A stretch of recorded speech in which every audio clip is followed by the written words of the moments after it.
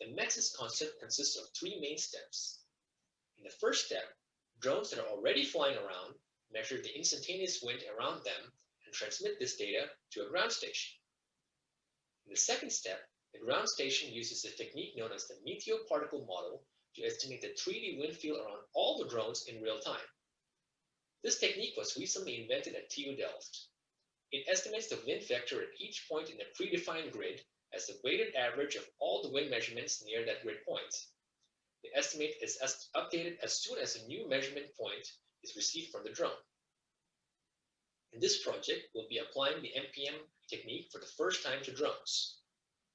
In the third and final step, the estimated 3D wind field is transmitted to drone operators via the use-based weather information service in real time. Drone operators can use this information for planning their flights before takeoff or to adjust the routes of drones that are already flying.